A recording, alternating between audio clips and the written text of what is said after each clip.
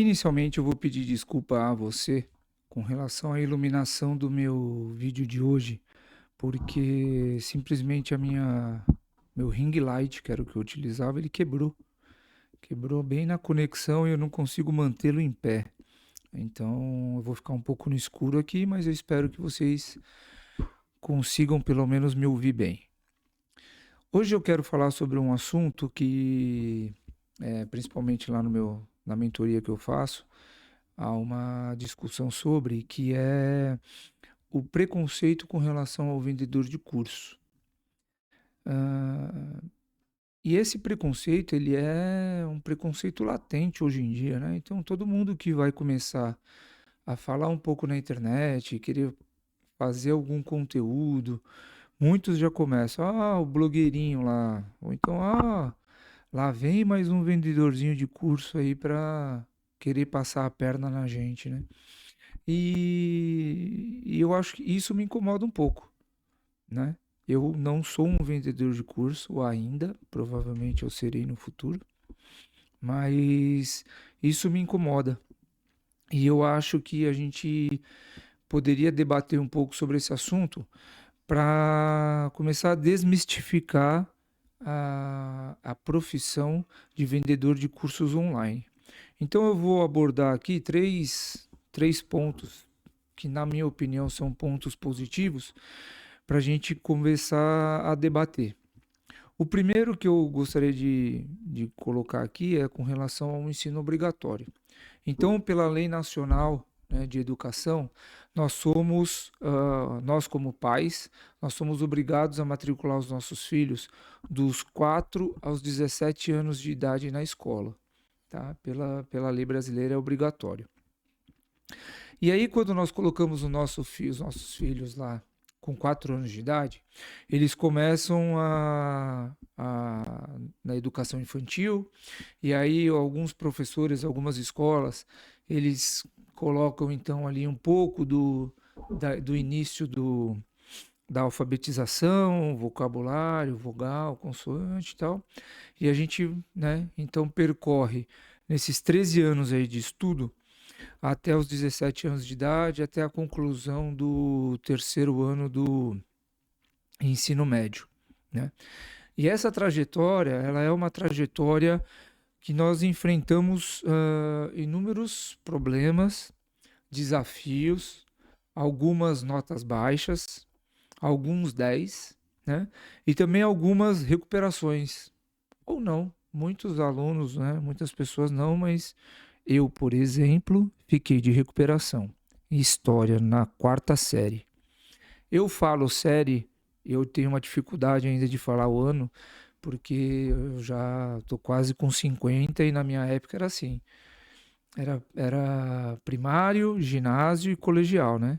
Hoje é ensino fundamental, e ensino médio e é ensino fundamental um, que vai até o quinto ano, ensino fundamental 2, do sexto até o nono ano, enfim. Então, nós nos deparamos com milhares de capítulos, milhares de unidades, muitas e muitas provas, e eu tenho certeza que muitos de nós teve um dos maiores desafios foi com relação ao professor ou à professora que nos deu aula. E eu tenho certeza que alguns deles nós lembramos com muito carinho, nós realmente curtimos ter aula com eles, mas teve outros que nem tanto. Ele até fica marcado na nossa memória, mas não positivamente.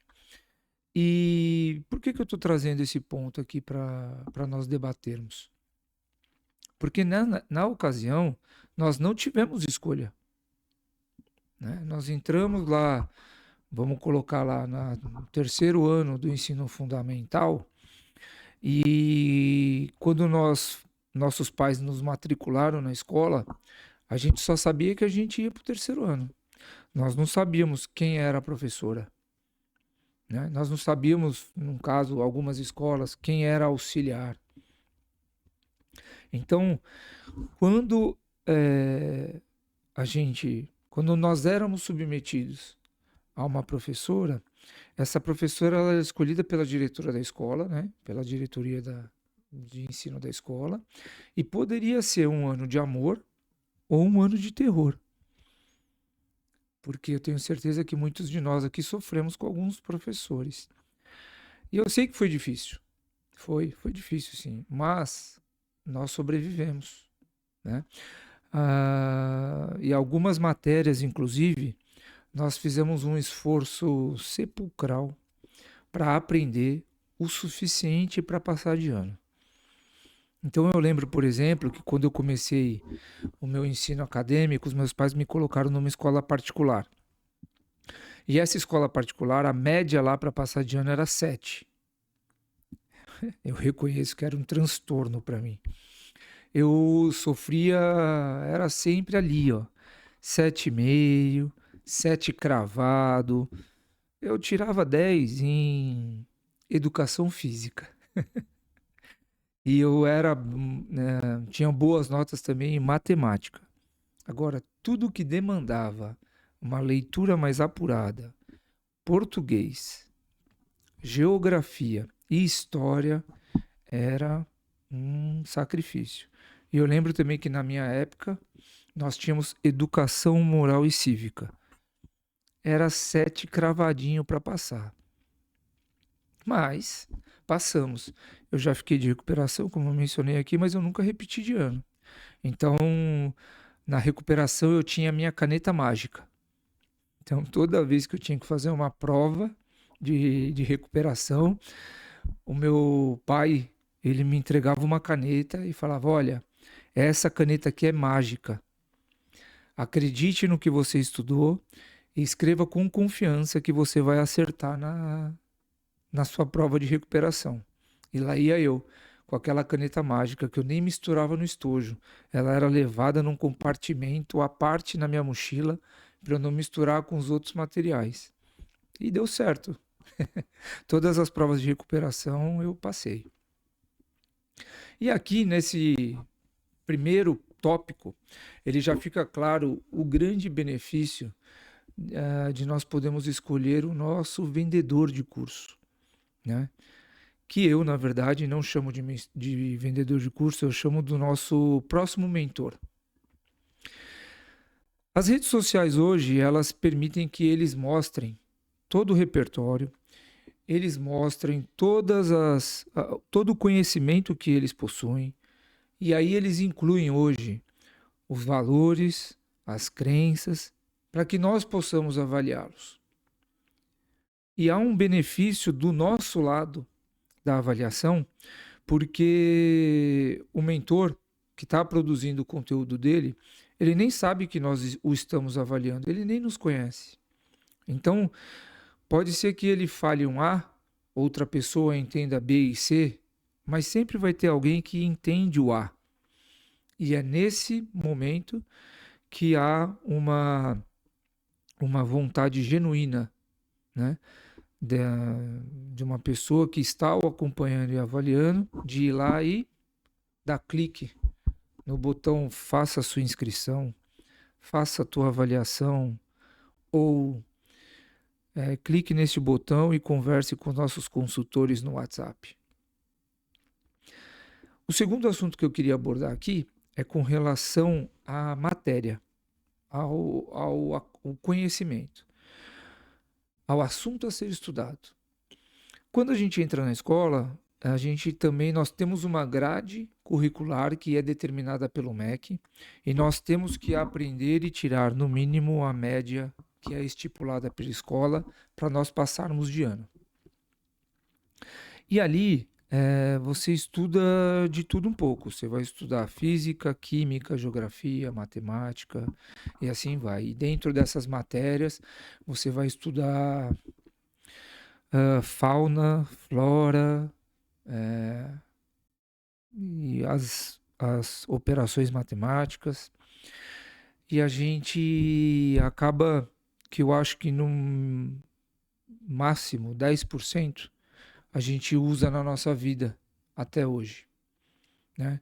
Português e matemática, é claro, nós utilizamos matérias básicas, mas física, teoricamente eu não utilizo. Eu utilizo sim para atravessar a rua, fazer o cálculo de velocidade do carro, quando eu estou jogando futebol, fazer um cálculo ali da velocidade do jogador que está chegando, a velocidade da bola e tudo mais, mas vai falar para eu colocar num papel qual foi a força de velocidade aplicada daquele jogador que passou a bola para mim e por que que a bola chegou antes em comparação ao outro jogador que estava vindo em minha direção, eu não consigo. Então você quer ver um exemplo clássico disso?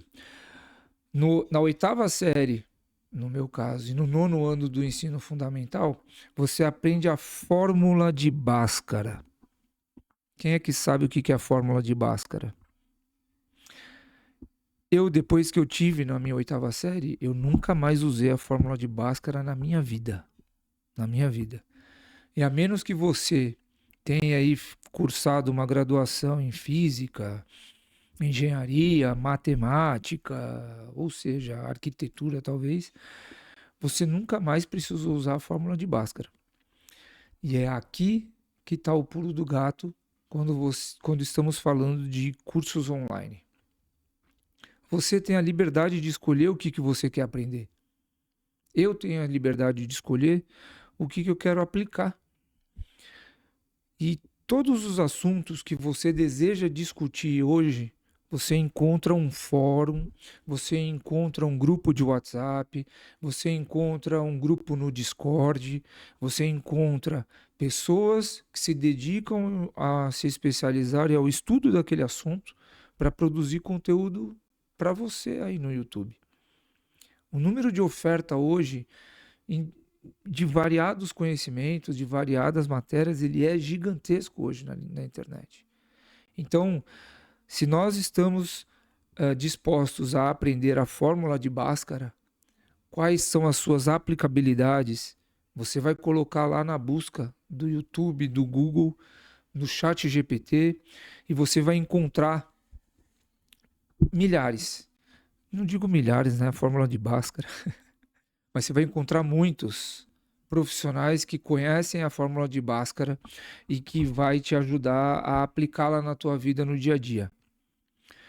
E isso é uma bênção. Nós somos privilegiados de hoje termos essa disponibilidade em nossas mãos, essa disponibilidade a um clique. E se você quer conteúdos mais rasos, você tem. Se você quer conteúdos mais complexos, você tem. Inclusive, se você quer conteúdos em outros idiomas, você também tem.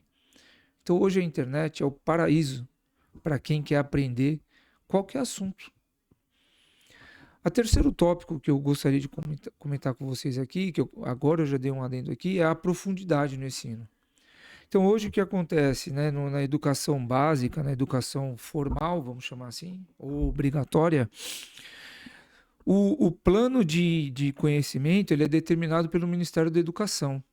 Então mesmo que um professor que esteja ensinando a multiplicação e ele queira aprofundar um pouco mais ali para facilitar o conhecimento do aluno, ele não pode. Primeiro porque ele não tem tempo. Segundo, que ele realmente não pode antecipar um aprendizado que vai ser posto ao aluno 1 ano, 2, 3 anos depois. Ele precisa focar e garantir que o aluno ele aprenda aquela matéria naquela limitação.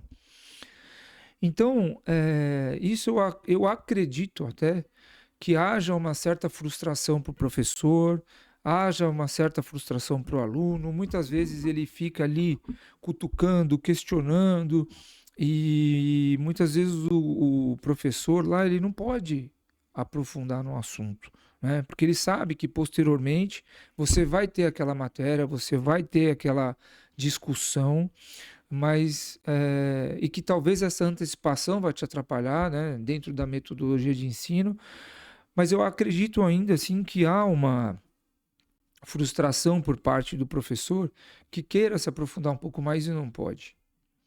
Já com os mentores, isso não acontece. Você, em alguns cursos, sim, Você vai comprar lá o curso e você já recebe uma grade toda gravada, né?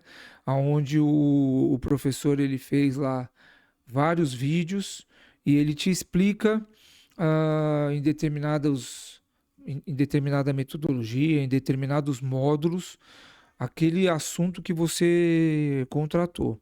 Mas há também a possibilidade de você contratar mentorias, onde você pode questionar diretamente o seu mentor uma vez por semana, a cada 15 dias. Ou você pode, às vezes, ter um canal junto com esse mentor de um WhatsApp. Então você faz a tua pergunta, o mentor ele vai analisar e ele vai responder diretamente para você lá. Então, imagina você, uma pessoa que idealizou lá um curso, ela passou anos pesquisando, anos estudando, anos aplicando aquilo para verificar o que dava certo, o que não dava certo, para depois ele transformar toda essa experiência dele em um método de conhecimento, em um método de pesquisa, em um método de curso. E imagina você a felicidade que ele vai ter quando você contrata esse curso, que você compra esse curso e quando você debate com ele alguns pontos, né? Eu acho que é um prazer enorme, uma realização enorme para o mentor compartilhar todo esse conhecimento dele. Eu penso até que seja o êxtase da vida dele, né? Uma pessoa que se dedicou há tanto tempo para compilar diversos pesquisadores, diversas leituras, diversos estudos e montar um curso para você aprender, eu acho que é a realização da vida dele. E ele poder depois tirar essa dúvida com você, ou melhor, né, dizendo, você tirar essa dúvida com ele, realmente deve ser muito legal. Agora você já percebe que a união entre a sua vontade de aprender com a vontade do mentor de passar todo esse conhecimento é um match perfeito. Essa motivação que você tem hoje, que você foi buscar, pesquisar, todo momento que você teve de pesquisa com o teu mentor e vocês chegarem ali e poderem conversar e poderem tirar as suas dúvidas, é um momento maravilhoso, tanto para quem ensina como para quem aprende. Você está eufórico para aprender. E o mentor ele está alucinado para te ensinar, ele quer te passar tudo, né? É a fórmula perfeita para um casamento do conhecimento. Então eu te pergunto, em cima desses tópicos todos que nós conversamos aqui, por que ainda há tanta resistência em relação aos vendedores de curso? Será que é porque muitos compraram cursos e se frustraram com o conteúdo que foi apresentado?